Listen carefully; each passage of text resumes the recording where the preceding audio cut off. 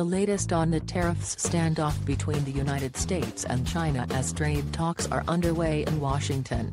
All times local, 8:00 p.m. President Donald Trump says trade talks between China and the U.S. are continuing in a very congenial manner despite new tariffs the U.S.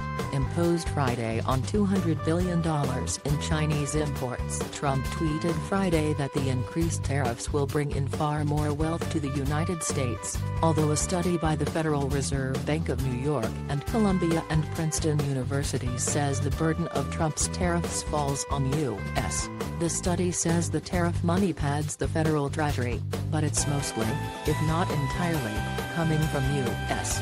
consumers and businesses that buy imports. Businesses and consumers, not China. Addressing concerns about the effect of the tariffs on farmers, Vice President Mike Pence told Minnesota farmers this week that the administration is going to look for ways to help farmers affected by the trade dispute. Trump suggested on Twitter Friday that the government could use money from the additional tariffs to buy more U.S. farm goods for shipment to poor and starving countries. And China are continuing Friday in Washington. Talks between the U.S. _5:00 p.m.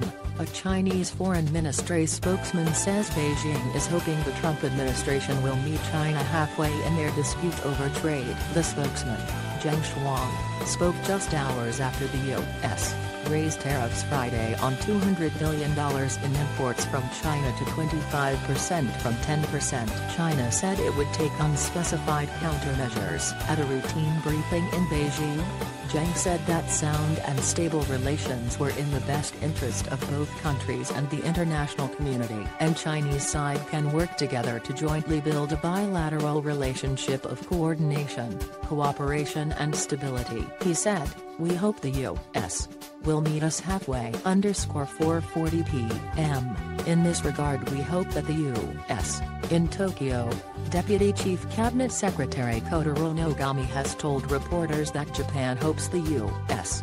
and China will resolve their trade disputes through dialogue. He said an escalation of trade restrictions will not serve anyone's interest. Japan's economy has taken a hit from lower Chinese exports to the U.S.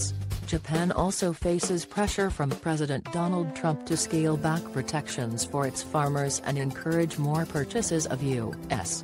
brand vehicles. Nogami said any trade measures should be in line with rules set by the World Trade Organization, and Japan hopes both the U.S. and China will work to constructively resolve their problems through dialogue. _12:40 p.m. China's government says it will take necessary countermeasures in response to President Donald Trump's latest tariff hike on Chinese imports but gave no details of possible retaliation. The announcement followed an increase of U.S. duties on $200 billion of Chinese goods from 10% to 25%, escalating a fight over Beijing's technology ambitions and other trade strains. A Chinese Commerce Ministry statement said, "China deeply regrets that it will have to take necessary countermeasures." China responded to earlier U.S. tariff hikes by imposing penalties on $110 billion of American imports but is running out of goods for retaliation due to their lopsided trade balance. Regulators have extended retaliation by targeting American companies in China. They have slowed customs clearing for shipments of their goods and stepped up regulatory scrutiny that can hamper operations. _2:03 p.m.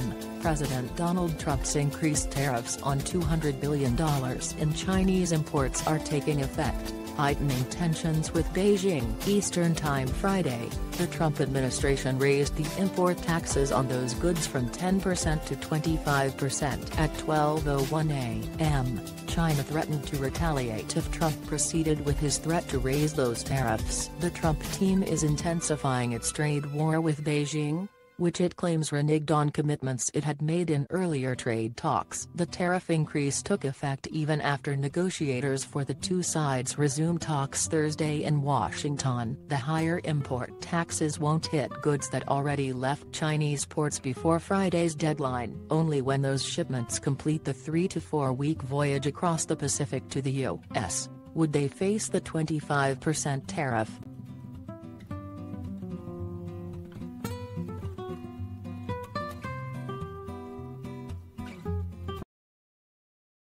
You